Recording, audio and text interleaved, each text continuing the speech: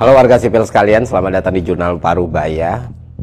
Ya, udah lama sekali kita gak membuat video seperti ini. Senang rasanya bisa kembali membuat video YouTube. Jadi, mari kita lakukan. 29 Agustus 2025, pukul 12.00 waktu Indonesia Barat, Farhan berangkat dari rumahnya di Jakarta Utara bersama dua temannya menuju lokasi demonstrasi di depan Makobrimob Kuitang. Menjelang sore, situasi di Kuitang memanas. Polisi menembakkan gas air mata untuk membubarkan massa. Dalam kekacauan, Farhan terpisah dari teman-temannya. Sekitar pukul 19.00 waktu Indonesia Barat, kedua temannya kembali ke rumah tanpa Farhan.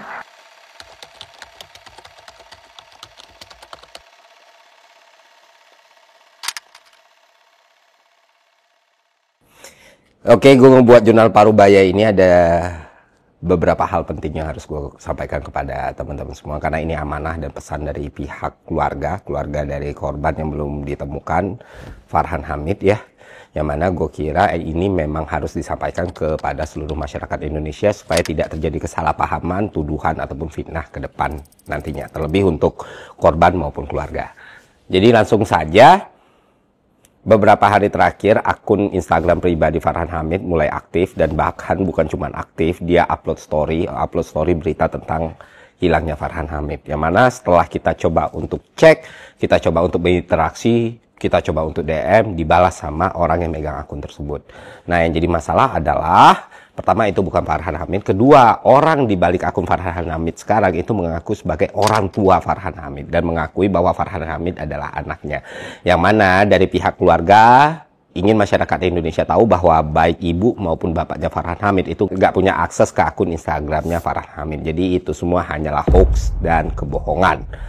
Dan mereka minta ini gue sampaikan supaya menghindari tadi tuduhan dan fitnah ke depan selanjutnya untuk Farhan maupun keluarganya. Nah, lalu siapa yang ada di akun tersebut? Di sini gue minta ke teman-teman juga untuk berpikir secara tenang, dengan kepala dingin, tidak tersulut sama emosi ya, sehingga menyudutkan pihak-pihak tertentu. Semua posibilitas itu bisa saja terjadi, bisa saja akun itu diretas oleh orang lain, bisa saja HP-nya Farhan ditemukan orang lain, dan orang lain sakit bodohnya mereka melakukan hal kayak gini. Bisa, teman-teman harus paham kondisinya sekarang dan apa yang benar-benar diinginkan keluarga korban. Yang paling diinginkan oleh keluarga Farhan adalah Farhan bisa ditemukan dalam keadaan yang selamat dan bisa kembali pada keluarga. Itu dulu aja.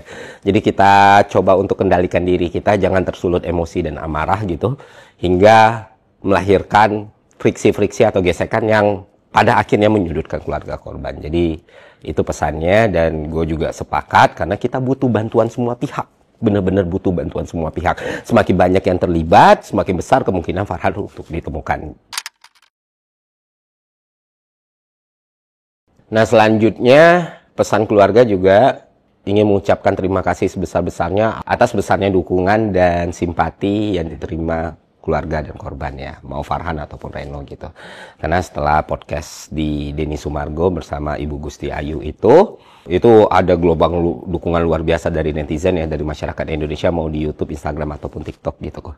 Dan bahkan bukan cuma dari masyarakat, banyak konten kreator besar pun ikut bersuara, ikut mengingatkan, ikut membalikan fokus masyarakat kepada arah yang tepat. Jadi itu kita apresiasi banget, dan dari gue juga apresiasi banget, makasih banget udah didukung sampai saat ini gitu loh. Di satu sisi di bagian ini Bang Ferry dari awal sampai akhir itu solid. Dia jelasin tuh Mbak Gusti Ayu itu memotong story dia, menghilangkan part-part penting. Dia sampai upload video TikTok 16 kali sehari untuk mendapatkan sampel yang cukup. Ternyata terbukti ada 4.000 sampai 5.000 postingan yang serempak memposting story dia yang sudah dipotong. Dampak dari ini juga langsung terasa gitu. Salah satunya ya ke keluarga korban gitu. Mereka dibully. Ada orang tua yang lagi kehilangan anaknya, tapi pas mereka lagi nyari, ada sebagian dari kita hilang atau dihilangkan. Buset, gak kebayang gua. Dan lagi ketika Mbak Gusti Ayu tidak tahu nama korban yang hilang, itu gua jujur nyesek banget. Bang Ferry juga ngejelasin kenapa kontras pakai kata dihilangkan. Karena berdasarkan data dari 44 orang hilang, 33-nya ada di kantor polisi. Persentasenya besar. Iya, meskipun di kantor polisi tetap kategorinya dihilangkan. Bang Ferry ngejelasin pakai aturan PBB dan konvensi internasional. Karena penangkapan itu harus ada pemberitahuan ke orang terdekat. Jadi harus diakui dari awal sampai akhir, Bang Ferry di bagian ini ya solid banget. Dan bukan cuman itu aja, dari sejak podcast itu tayang, terus video-videonya ada di seluruh media sosial,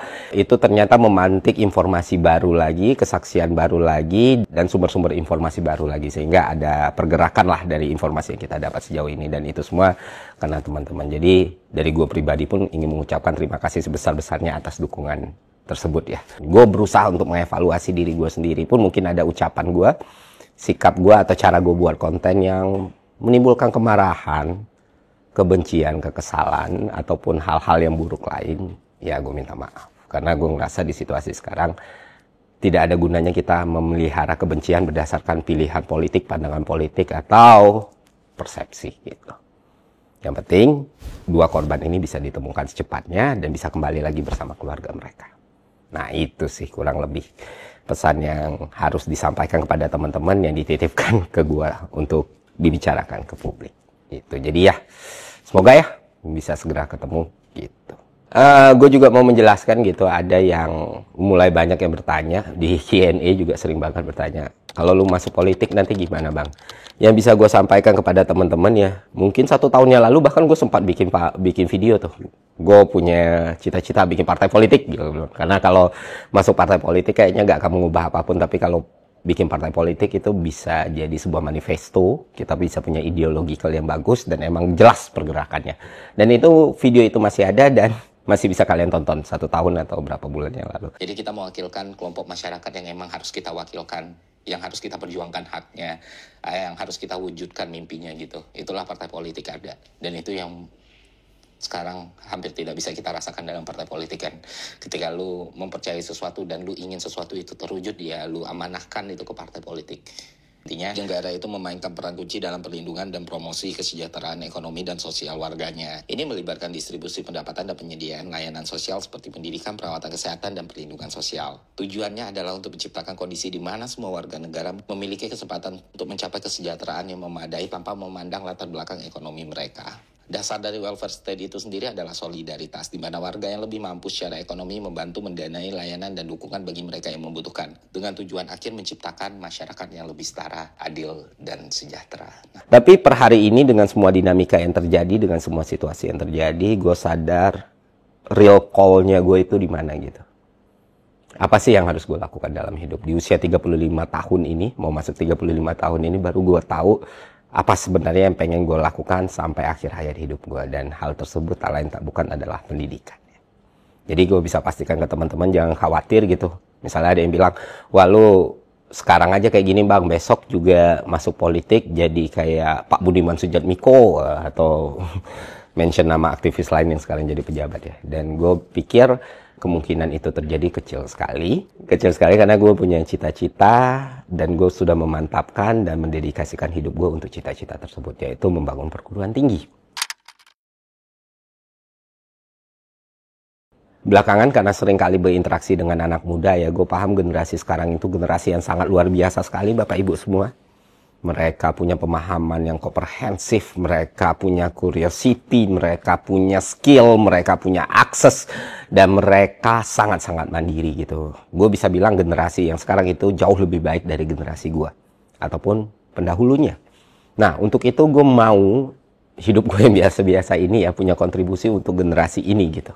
Salah satunya dengan cara pendidikan yang lebih inklusif yang bisa dinikmati oleh lebih banyak lagi orang-orang. Karena kan ini kan masalah yang vital nih di Indonesia sekarang, pendidikan tinggi itu biayanya mahal sekali, sementara kebutuhannya juga tinggi sekali di Indonesia ini. Untuk itu gue pikir ini akan membutuhkan effort yang sangat luar biasa, ini akan membutuhkan dedikasi yang sangat luar biasa dan fokus yang luar biasa. Karena gue manusia yang biasa, tentu gue memilih path ini dan memilih jalan ini dan tidak akan pernah menyesalinya. Jadi sebagai tujuan utama gue hidup ya sebisa mungkin mewujudkan perguruan tinggi ini biar bisa beroperasi dan aktif gitu, dan bisa menjadi solusi untuk banyak masyarakat Indonesia. Tentu kita udah mempersiapkan banyak hal, apapun kejadian yang terjadi sekarang mungkin memang memperlambat proses itu, cuman kita coba untuk mulai lagi gitu. Ya, semoga ya bisa terwujud dalam waktu yang secepatnya gitu.